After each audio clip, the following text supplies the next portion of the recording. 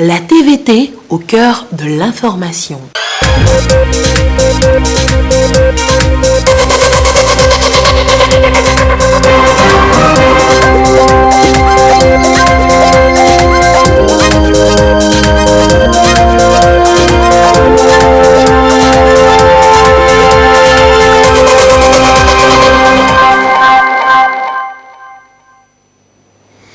Bonsoir à tous et bienvenue dans ce journal. Au sommaire, le Togo continue de moderniser ses infrastructures routières.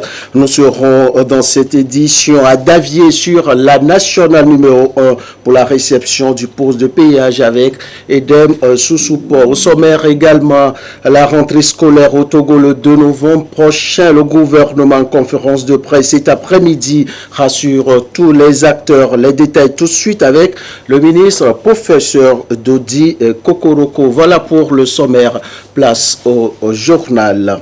Les couleurs de l'année académique 2020-2021 au Togo s'annoncent déjà bonnes. En conférence de presse cet après-midi, certains membres du gouvernement ont tenu à rassurer tous les acteurs du système éducatif. Nous reviendrons sur le sujet dans le courant de cette édition. Le ministre du désenclavement et des pistes rurales s'engage pour sa part dans la réalisation déjà des pistes rurales. À Dapan, Issa Tchédé a eu une séance de travail avec les entrepreneurs œuvrant dans le BTP. Le récit avec Chazina Mbaga. Une question fondamentale dans ce face-à-face entre le ministre du désenclavement et des pistes rurales et les petites et moyennes entreprises PME ainsi que les très petites et moyennes entreprises TPME de la région des Savanes œuvrant dans le secteur des BTP. Comment faire pour construire des pistes de qualité afin qu'elles durent dans le temps? La problématique s'impose avec acuité depuis l'annonce pour le nouveau quinquennat du président de la République de la réalisation de 4000 km de pistes rurales. Ceci suite aux expériences malheureuses connues par le Togo dans un passé récent dans le domaine. Le chef de l'État, son Excellence M. Faure Sozimna Nyasingbe, avait lancé un vaste programme de réhabilitation et d'élimination des points critiques de 50 km de pistes par préfecture. Ensuite, de 30 km par préfecture, ensuite de 20 km par préfecture. Donc, ces trois programmes ont été lancés entre 2009 et 2014. Mais malheureusement, nos PME n'ont pas réalisé les travaux avec la qualité requise. Ce qui a fait qu'il y a eu un relâchement et jusqu'à présent, on n'a pas eu un programme très solide. Donc aujourd'hui, avec les doléances des populations, avec les attentes des populations dans le domaine des pistes rurales, le chef de l'État est revenu sur cette question dans sa vision pour le Togo. Il n'est plus question de refaire les mêmes erreurs et retomber dans les mêmes travers, a martelé le ministre du désenclavement et des pistes rurales.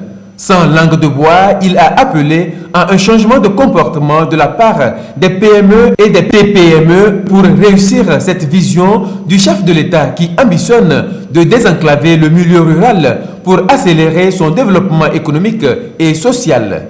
Le message semble bien passé et les PME et TPME œuvrant dans le secteur des BTP de la région des Savanes s'engagent à accompagner cet ambitieux programme de construction et de réhabilitation des pistes rurales du chef de l'État dans les règles de l'art. Ces échanges marquent le démarrage d'une série de rencontres au niveau régional que le ministre du désenclavement et des pistes rurales entend organiser avec l'ensemble des PME et TPME qui interviennent dans le secteur des BTP dans les 5 régions économiques du Togo afin de partager avec eux la rigueur et le sérieux dans lesquels il entend collaborer avec eux dans l'optique de l'atteinte des résultats attendus dans la mise en œuvre de sa feuille de route.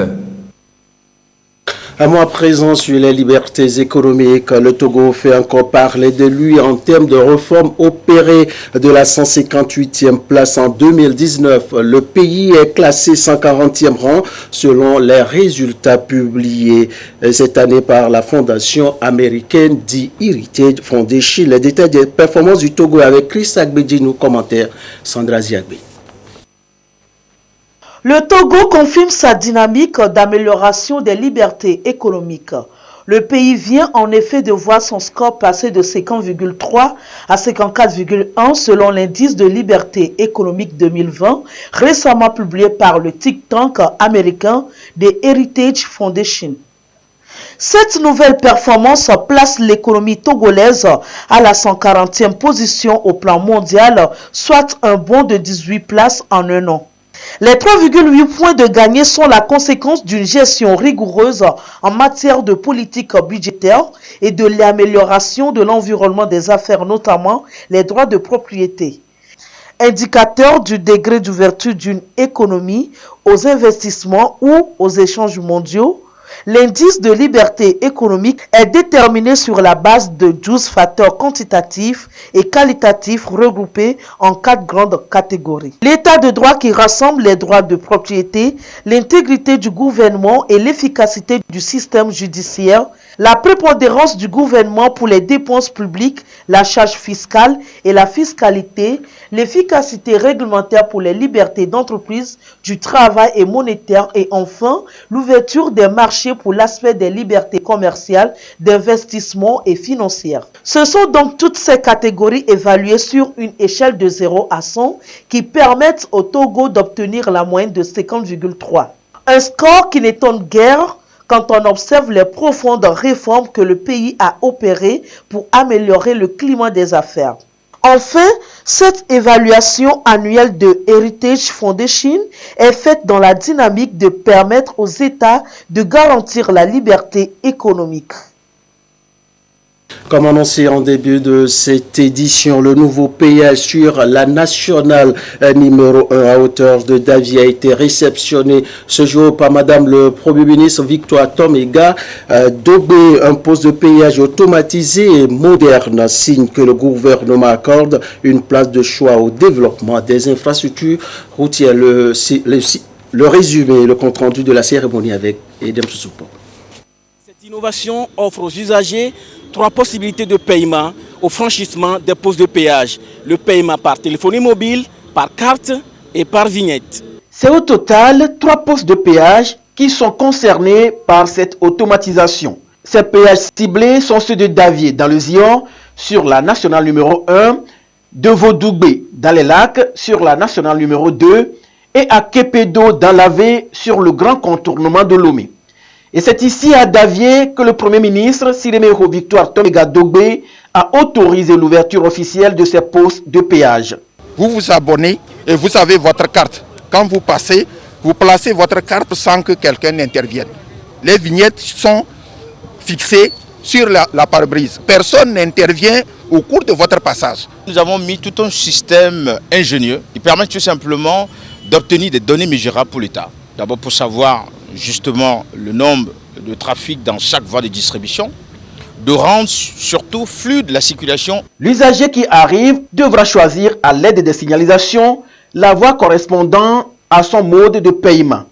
Les autres voies sont ouvertes aux usagers pour les paiements en espèces.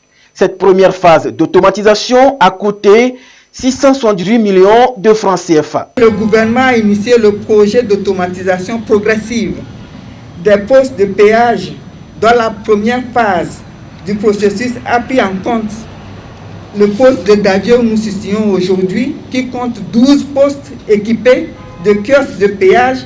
Sur le site de Vaudougbé, pour le moment, il y a 4 postes de péage.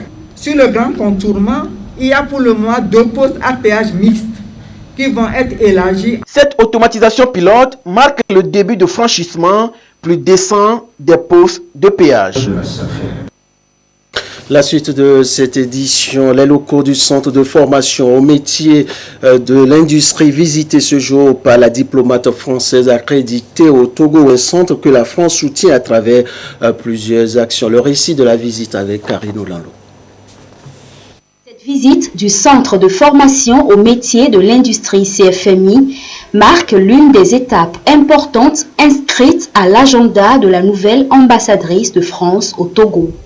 L'ambassadrice a visité les salles de cours théoriques du centre, en passant par les ateliers de pratique en froid climatisation, mécanique d'entretien, chaudronnerie, la mécanique diesel et l'électromécanique.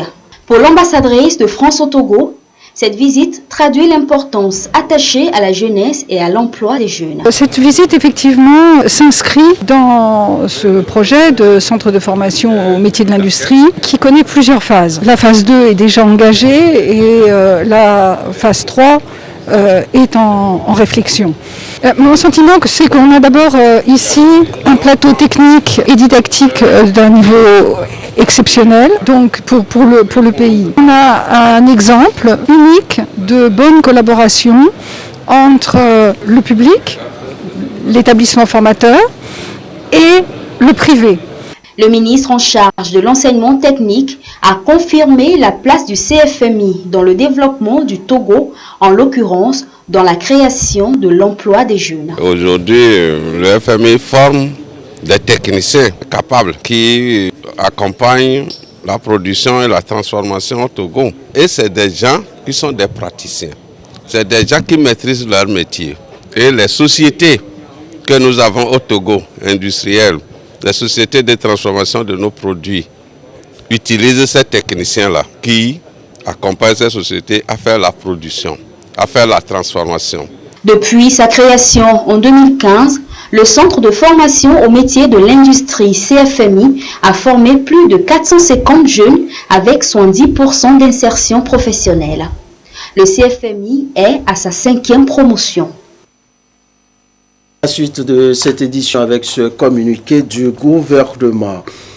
Dans la perspective du déroulement des activités administratives et pédagogiques de l'année scolaire 2020-2021, dont le début des cours est fixé au lundi 2 novembre 2020, et en tenant compte de l'évolution de la situation sanitaire liée à la pandémie de la COVID-19, le gouvernement apporte à la diligente attention des parents d'élèves, enseignants, personnels administratifs et élèves des établissements publics, privés, laïcs et confessionnels, des enseignements préscolaires, primaires, secondaires, techniques et professionnels que conformément aux dispositions du décret numéro 2020-060/PR du 17 juillet 2020 relatif au port obligatoire de masques de protection pour tous dans le cadre de la lutte contre la maladie à coronavirus, le masque de protection fera partie intégrante des fournitures scolaires pour chaque élève. À cet effet, le gouvernement a pris toutes les dispositions nécessaires afin que les masques en tissu lavable dont le coût unitaire est estimé à 265 francs soient disponibles pour les élèves et enseignants au prix de 50 francs l'unité dans les points de distribution et de vente ci-après. Pour la région éducative Golfe et Aguenivé, les inspections d'enseignement, la chambre de métier de Lomé, les chambres de métier d'arrondissement, la direction de l'artisanat, les inspections d'enseignement, les établissements scolaires. Pour les régions maritimes, des plateaux centrales de la Kara et des savanes, les chambres régionales de métier, les chambres préfectorales de métier, les inspections d'enseignement, les établissements scolaires. Dans le souci de renforcer cette action en faveur des élèves, les directeurs régionaux de l'éducation et les chefs d'inspection sont instruits de s'organiser chacun en ce qui le concerne afin d'assurer la disponibilité des stocks dans les établissements scolaires de leurs ressorts respectifs où chaque élève pourra directement s'en procurer toujours au même prix subventionné. Le gouvernement compte sur le sens de responsabilité des différents acteurs du système éducatif, notamment des parents d'élèves, des chefs d'établissement scolaire et des enseignants pour le respect du port obligatoire de masques de protection dans les établissements scolaires. Et pour le gouvernement, ce communiqué est signé du ministre délégué chargé de l'enseignement technique et de l'artisanat, Kokou Eke Odin, et du ministre de l'enseignement primaire, secondaire technique et de l'artisanat, professeur Dodi Komlan Kokoroko. La suite, nous découvrons à présent le nouveau marché de type cantonal d'Agouegan dans le lac de un geste du gouvernement qui vient répondre aux besoins des populations. Le récit avec Dodo Harry. Chaque lundi, les commerçants béninois et nigérians traversent cette étendue d'eau pour se rendre au marché d'Agouegan, un véritable carrefour commercial entre le Togo et les deux pays. Pôle d'échange par excellence, ce nouveau marché moderne de type cantonal peut accueillir jusqu'à 500 commerçants. L'infrastructure, selon les bénéficiaires, attire encore plus de monde, surtout leurs voisins du Bénin qui sont de l'autre côté de la rive. Les Béninois viennent régulièrement dans ce marché. Surtout maintenant que c'est aménagé, il y a de plus en plus de monde. Le coronavirus a fait qu'ils ne viennent plus à cause des frontières qui sont fermées. Sinon, notre marché s'anime très bien. Ce marché a apporté un grand changement dans la localité. Les Nigériens aussi viennent souvent et les échanges se font très bien. Nous sommes reconnaissantes. Au-delà de faciliter les échanges et flux commerciaux, ce sont les produits locaux qui sont mis en avant et le niveau économique de la population qui est élevé. Ces infrastructures contribuent vraiment au développement de notre commune. Ça aide beaucoup nos femmes. Ces infrastructures vont nous permettre à nos commerçants d'améliorer désormais leur activité commerciale et aussi renforcer un peu la caisse de la mairie. Le marché occupe une superficie d'1,36 hectares avec 17 hangars de type cantonal, 4 blocs latrines de type Ecosan, 3 magasins de stockage, un abri de volailles et bétail, 3 points d'adduction d'eau potable, soit un total de plus de 294 millions de francs CFA. L'ouvrage réalisé par l'ANADEB est financé par le programme d'appui aux populations vulnérables PAPV. C'est un grand marché, c'est un grand carrefour commercial, mais il n'y a pas de magasin. Quand il y a les intempéries, le marché c'est de la merde. Les garis se retrouvent dans l'eau, les céréales se retrouvent dans l'eau, c'est des pertes énormes pour les commerçants et les commerçantes qui animent ce marché. Donc, ce marché les protège contre les intempéries. Aujourd'hui, ils ont des magasins, ils vont pouvoir stocker sur place leurs marchandises pour améliorer les activités. Donc, il y a déjà ces petites enquêtes que nous avons faites à notre niveau pour nous assurer que vraiment ces ouvrages changent ou bien vont participer à l'amélioration des conditions de travail de nos mamans. Le marché sera clôturé dans les prochains mois tel que souhaité par la population qui a également plaidé pour l'installation des lampadaires afin de sécuriser davantage le site. Et je l'annonçais tantôt, les couleurs de l'année académique 2020-2021 au Togo s'annoncent déjà bonnes. En conférence de presse cet après-midi, certains membres du gouvernement ont tenu à rassurer tous les acteurs du système éducatif. Le point de la conférence de presse avec Lucassi.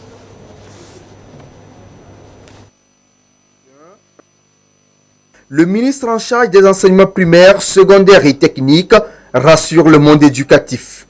Des mesures sont prises par le gouvernement pour garantir aux enseignants et apprenants une reprise des cours dans la sérénité et la sécurité. Face à la crise sanitaire, les cache-nez sont subventionnés, des cours à double flux pensés et des dispositifs de lave-mains mis à la disposition des écoles pour protéger enseignants et élèves. Des innovations sont aussi introduites pour faciliter l'apprentissage et la dispensation des cours. 2 éléments majeurs seront tour à tour convoqués, notamment la place de la concertation et l'accompagnement matériel et financier des enseignants. Sur la concertation avec les acteurs du système éducatif, Le dialogue et la concertation restent la doctrine du ministère des enseignements primaires, secondaires, techniques et de l'artisanat. Dans cette optique, une série de discussions ont été ouvertes avec les acteurs clés du système éducatif. Vous l'auriez compris, la rentrée scolaire 2020-2021 se distingue par une innovation clé, l'institution d'une rentrée pédagogique et administrative dissociée de la mise en lumière de la rentrée ou du présentiel des apprenants et des enseignants. Alors, avec le concours de l'Institut national des sciences de l'éducation, nous avons imaginé cette rupture, cette nouveauté, qui consistait à faire familiariser les acteurs du système à certains prérequis ou à certaines exigences pédagogiques modernes. Alors le double flux est très simple. Vous prenez un groupe d'élèves, peut-être à 100, à 120 ou à 150, vous les divisez en deux. Première semaine de la rentrée, le groupe A, qui serait à 60-70, fait cours exclusivement la matinée. Le groupe B prend le relais l'après-midi. La semaine d'après, c'est le groupe de l'après-midi qui bascule en matinée et le groupe de la matinée de la première semaine bascule en après-midi, ainsi de suite. Les masques idem sont à 265 francs. Mais le gouvernement a sponsorisé les masques, autant pour les apprenants et les enseignants, en leur demandant une modique contribution de 50 francs. L'objectif est d'offrir un lendemain scolaire meilleur aux élèves. La construction des bâtiments scolaires sur l'ensemble du territoire national, les réformes du système éducatif et des ENI et NS sont annoncées à cet effet. Dodi Kokoroko s'est soumis à l'exercice des questions-réponses des journalistes. Le sujet relatif à la revendication des enseignants volontaires était le plus évoqué. Et sur la question, le ministre va droit au but. Le gouvernement reste toujours attentif à la condition enseignante. Le projet Novici, le programme Novici, a été à la hauteur des attentes, puisque des critères bien déterminés ont été mis en lumière et des enseignants volontaires se sont inscrits et ont bénéficié d'un accompagnement financier. La deuxième tranche leur est payée ou est en train d'être payée avant le démarrage des cours le 2 novembre. Pour autant, il reste un certain nombre qui n'ont pas pu bénéficier du programme Novici. Et ce matin, avec le ministre de la fonction publique, du travail et du dialogue social, nous avons reçu l'association des bénévoles ou des volontaires de l'enseignement au Togo autour d'un certain nombre de sujets. D'abord, le concours qui a été gelé à cause de la Covid-19 sera organisé avant le 30 novembre 2020. Et au titre de ce concours, nous avons décidé d'un commun accord qu'un quota leur soit réservé. Nous leur avons proposé, dès lors que la détention ou la possession d'une carte d'électeur n'est pas obligatoire, qu'on puisse, au démarrage des cours le 2 novembre, permettre à ceux qui seront à leur poste et qui ont été oubliés par le programme Novici, ces derniers seront recensés et le gouvernement les prendrait en charge. Il n'y a aucun refus du gouvernement de mettre en application le protocole d'accord. Ce qui est en jeu aujourd'hui, en tenant compte de la formule de gestion de la prime d'incitation à la fonction enseignante, nous considérons simplement que la conjoncture économique et financière due à la crise Covid-19, à la crise sanitaire, cette crise ou cette situation met en difficulté les finances publiques. Par conséquent, loin de fermer la porte du dialogue, nous nous retrouverons. Mais n'en faisons pas un préalable pour la reprise des cours. 3 grandes actions sont à envisager. D'abord, la construction de bâtiments scolaires. Il nous faut gagner en crédibilité par rapport à la capacité d'accueil des écoles, des collèges et des lycées. Raison pour laquelle c'est un élément majeur du programme politique du chef de l'État. Ensuite, il nous faut basculer au digital. Enfin, la qualité de l'enseignement. Tout est donc mis en œuvre pour assainir l'environnement éducatif national afin d'offrir un cadre décent de travail et d'apprentissage aux élèves et enseignants. La digitalisation aura une place de choix dans ce processus. Pour l'heure, tout est fait pour une réussite de la rentrée scolaire du 2 novembre prochain. Et pendant qu'on y est, le ministère de l'Action sociale fait une fois de plus des heureux à l'approche de la rentrée scolaire 2020-2021 avec son programme Rentrée scolaire solidaire. Des enfants vulnérables sont repartis ce jour avec des kits scolaires. Reportage. La promotion de l'éducation et le soutien aux élèves démunis et vulnérables retiennent l'attention du gouvernement togolais à l'orée de l'année scolaire 2020-2021. Il veut offrir à tous les enfants les mêmes chances de réussite.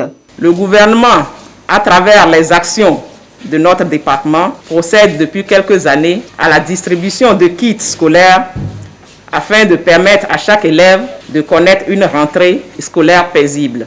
Le souci constant du gouvernement est d'offrir à tous les enfants les mêmes chances d'accès à une éducation de qualité. Notre ministère peut, à travers ce programme de transfert de kits, maintenir 72 204 élèves issus des milieux défavorisés dans le système scolaire ces 10 dernières années. Le programme Rentrée scolaire solidaire a déjà touché plus de 6 000 bénéficiaires, dont 770 élèves à Lomé. L'OMS, pour sa part, continue d'apporter son soutien matériel au gouvernement. Ce vendredi, l'institution a fait don d'insuline au ministère en charge de la santé. Le récit avec Sandra Ziagbi. L'OMS renforce l'action gouvernementale en matière de lutte contre les maladies non transmissibles en général et le diabète en particulier. Des lots d'insuline sont remis au ministère de la Santé pour lui permettre de soutenir et de préserver les personnes souffrant du diabète. Le don vient à point nommé. Nous allons faire des propositions, Monsieur le ministre de la Santé, en tenant compte des activités sur le terrain, des besoins. Et nous n'allons pas aussi oublier la société civile qui lutte par les associations pour la prise en charge du diabète. Le diabète constitue un problème de santé très important. Ce don d'insuline d'une valeur de plus de 16 millions de francs CFA vient renflouer les réserves de l'État en insuline, vu sa rareté sur le sol togolais depuis l'avènement du coronavirus. Le diabète constitue un facteur de risque très important dans le cadre de la Covid. Les diabétiques sont beaucoup plus affectés. On s'est rendu compte que la maladie devient très grave chez les diabétiques et parfois même très mortelle. Qu'actuellement, les laboratoires ont des difficultés à produire suffisamment de l'insuline. Et aussi, à un moment donné, toutes les frontières étaient fermées. Les diabétiques étaient réellement dans une situation de détresse. À ce jour, sur les 57 décès de Covid-19, 64% souffraient d'une maladie non transmissible et 27% étaient diabétiques. Et c'est communiqué avant de refermer cette édition. Et nous commençons avec la situation de la pandémie au nouveau coronavirus à ce jour du vendredi 30 octobre 2020. Et la situation se présente comme suit. Le nombre de cas confirmés est de 2312, 16 nouveaux cas depuis hier. Le nombre de personnes guéries est de 1640, 13 nouveaux guéris depuis hier. Le nombre de cas actifs est de 617 et le nombre de décès est de 55. Situation rendue publique ce jour par le ministre de la Santé, de l'Hygiène publique et de l'Accès universel aux soins, professeur Moustapha Miji Yawa. Le ministre de l'Enseignement supérieur et de la Recherche informe les candidats titulaires du baccalauréat deuxième partie de l'année 2020 qui désirent poursuivre leurs études à l'étranger qu'ils peuvent déposer leur demande de bourse à la direction des bourses et stages. Les conditions d'éligibilité sont à consulter dans le quotidien national Togo Presse. Les dossiers sont déposés à la direction des bourses et stages au plus tard le vendredi 6 novembre 2020 à 17h, délai de rigueur. Nota bene, avoir un passeport en cours de validité serait vivement souhaité. Communiqué signé par le ministre Majesté Iyo Wateba. Voilà qui met un terme à cette édition. Merci pour la fidélité. À très vite pour toujours vous servir avec le même plaisir et la même envie. À 22h30, Abidé Nyasingbe vous retrouve pour l'édition de nuit.